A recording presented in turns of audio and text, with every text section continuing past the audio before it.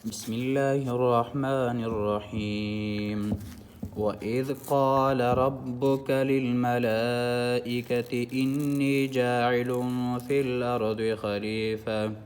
قالوا أتجعل فيها من يفسد فيها ويسفك الدماء ونحن نسبح بحمدك ونقدس لك قال إني أعلم ما لا تعلمون وعلم آدم الأسماء كلها ثم عرضهم على الملائكة فقال أنبئوني بأسماء هؤلاء إن كنتم صادقين قالوا سبحانك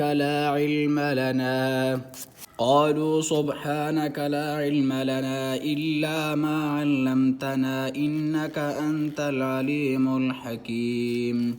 قال يا آدم أنبئهم بأسمائهم فلما أنبأهم بأسمائهم قال ألم أقل لكم إني أعلم غيب السماوات والأرض وأعلم ما تبدون وما كنتم تكتمون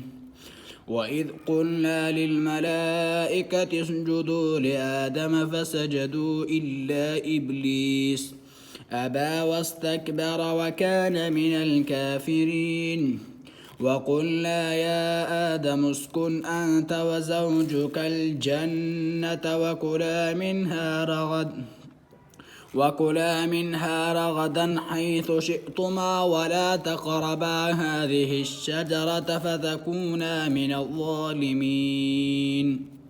فأزلهما الشيطان عنها فأخرجهما مما كانا فيه وقلنا اهبطوا بعضكم لبعض عدو ولكم في الأرض مستقر ومتاع إلى حين فتلقى آدم من ربه كلمات فتاب عليه إنه هو التواب الرحيم قل اهبطوا منها جميعا فإما يأتينكم مني هدى فمن تبع هداي فلا خوف عليهم ولا هم يحزنون والذين كفروا وكذبوا بآياتنا أولئك أصحاب النار هم فيها خالدون يا بني إسرائيل اذكروا نعمتي التي أنعمت عليكم وأوفوا بعهدي أوف بعهدكم وإياي فارهبون وآمنوا بما أنزلت مصدقا لما معكم ولا تكونوا أول كافر به ولا تشتروا بآياتي ثمنا قليلا وإياي فاتقون ولا تلبسوا الحق بالباطل وتكتموا الحق وأنتم تعلمون وأقيموا الصلاة وآتوا الزكاة واركعوا مع الراكعين أتأمرون الناس بالبر وتنسون أنفسكم وأنتم تتلون الكتاب